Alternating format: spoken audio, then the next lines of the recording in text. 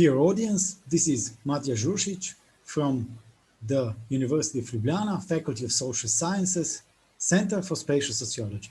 And today, I'm going to present you a brief look into the work of UEL Ljubljana team.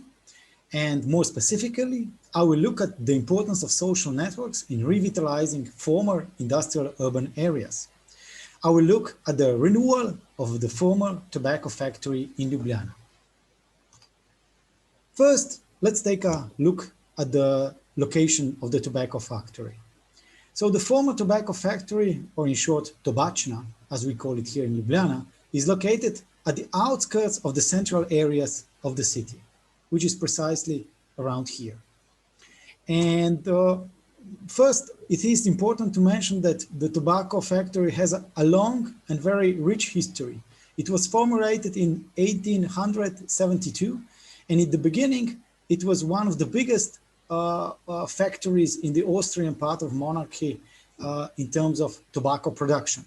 It was a small town within a town, with kindergarten, library, cultural and social life, music ensembles, chars, sport clubs, and even its own railway infrastructure.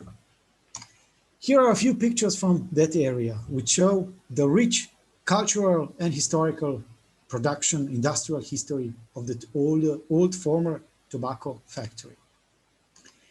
And as you can see, the old tobacco factory consisted of several buildings which are now under the heritage protection.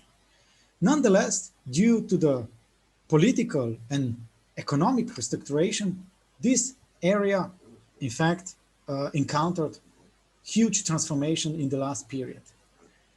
Despite all the urban developmental changes which happened in the tobacco factory, in the area of tobacco factory, it is still a mixed-use area on the perimeter of the city. It used to be an important production center, but has from the 90s transformed into a vibrant hub for offices, event spaces, and catering services. In fact, Tobačna has the highest number of creative industry in Ljubljana in Slovenia, which is very interesting to look at. So it is the most densely concentrated area in terms of Slovenia when it comes to creative industries. And approximately 400 small enterprises, majority with 1 to 2 employees, is located here. So you can have a wide variety, heterogeneity of users and enterprises in this area, and includes a huge number of different working spaces, co-working spaces, which are formal, informal, big and small, and come in different sizes. Here are a few pictures which illustrate the very vibrant and heterogeneous outlook of tobacco factory after the transformation in 1990s, after the change from one political and socio-economic system to the other. As you can see, there are various types of multifunctional spaces which originated in this area, in this period after the transformation. These spaces include cultural spaces to startups, to incubators, all kinds of small companies which are growing into bigger companies and are trying to look for their own space in the newly formed economic systems which are forging up. But this area is now undergoing huge transformation. And there is a big change in not only in the physical sense, but also in the social structure of the area. And here are 2 pictures which show the present situation now, which looks at how it looks now from the bird's perspective. And what might the future look like? This is, of course, an illustration of the changes which might happen in the area, but can lead to a huge transformative potential in the future. In fact, the changes in the area already started a long time ago, but were never fully realized. And here are a few pictures which show how the area started to redevelop already, but were due to various forces, were due to various economic transformations of the investors, forced to stop. And here we come to the UEL Ljubljana team and to the main characteristics, elements of our case study of the tobacco factory. On this slide, we can see the main categories which go alongside with the case study that the UEL team in Ljubljana approached. So the partners in the UEL Ljubljana team included University of Ljubljana, Faculty of Social Sciences, Center for Spatial Sociology, and IPOP, Institute for Spatial Policies. And the main goals, the main, let's say, directives of the Ljubljana team, the main work packages, were concentrated around the themes of which focus on the new role of the university and which focus on how to develop university as an independent broker, curator, and analyst. And the case study, of course, was the former tobacco factory. And the main methods, processes, alongside, which go alongside all the process of UEL Ljubljana team, were concentrated around the semi-structured interviews, action research, co-creation, co-development, and experiential learning through involvement of affected groups in the site of former tobacco factory. So the main goals of our process of transformation of this area, of our intended potential impact, was concentrated around the possibility to start specific elements of community development or forging of new social networks, ties, connection between stakeholders, users, and generating specific forms of social capital in the area. This is a good representation of what we try to achieve. Maybe the action research can be the best illustration of our processes, because our processes was based on reiteration processes. It was based on the longitudinal study, which involved 3 phases. The first phases was to analyze what is happening in the area. In the second phases, when we analyze what is happening in the area and what kind of formal and informal social networks exist in the area, we try to strengthen them. And then in the third phase, we try to evaluate how did this strengthening of social networks and social ties, social links go? Was it successful? Was it unsuccessful? What did it happen with our strengthening process? And to describe maybe the activities which helped in this forging, in this strengthening of new social networks and empowerment of new social groups which were entering these processes. Here is a slide which illustrates what kind of activities were included in this process.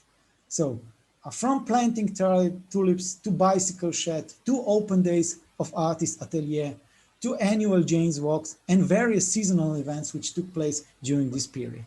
So our processes looked like first analyze, then take some action in the area and try to strengthen the social ties through various interventions in space, through various activities, through various events, which at the third phase, finished with the evaluation of our actions on terrain.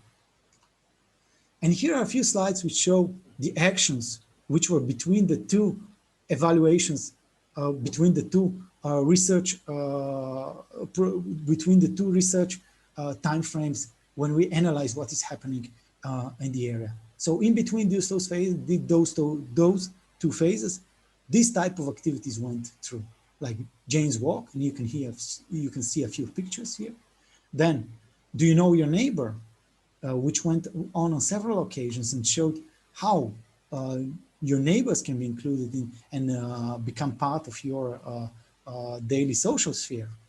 And here are a few pictures which show these engagements of various actors in these activities, events which were going on the area of Ljubljana. Of course, these events were all made in terms, they were all established by us, but consequently, during the process of event organization, various spontaneous effects took place, which were organized or self-organized by the residents of tobacco factory themselves. So 2 types of activities, 2 types of events were going on, formal and informal events, because one process was in fact enriching the other, where events will start to growing and the networks were starting to grow, to evolve during this process. And here are more slides about this process which was going on. And here we come to the analysis of social networks, which was taken during those 3 phases of involvement of UEL project. In fact, the results of our analysis of social networks showed that the social networks began to grow in this period of 3 years. And not only did they begin to grow, but also showed how important they are.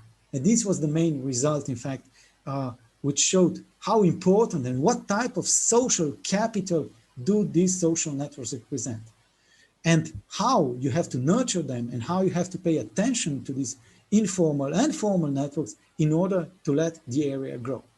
In fact, on this slide, you can see the diversification of different forms of social networks and spatial social nodes according to the number of years of presence in the tobacco factory area.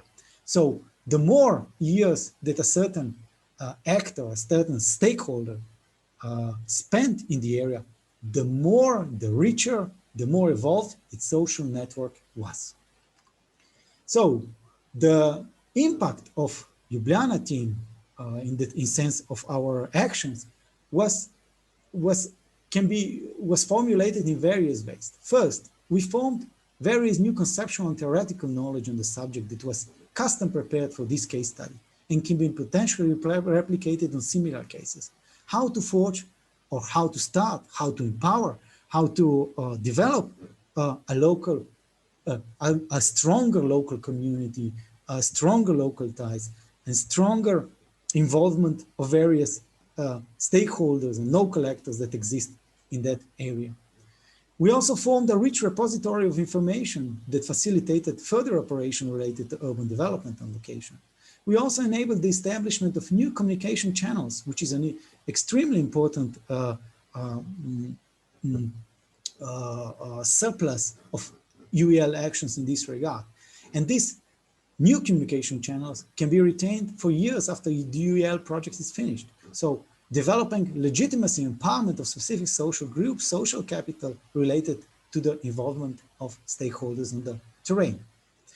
So the project, in fact, started the process. It didn't come to the completion, but we definitely can say that this process contributed, the UEL process contributed to the start of the change in terms of social relations and in terms of specific elements of community formation. But if I can say this in inclusion, but due to the current change in the structure of the ownership of tobacco factory, these effects of UEL will be seen in the period after it. It is very much under question how much of the structure of change is viable on the long term of the location because of the changes of the ownership. And of course, it is questionable how sustainable our forged liaisons, our forged social networks will be in the long term.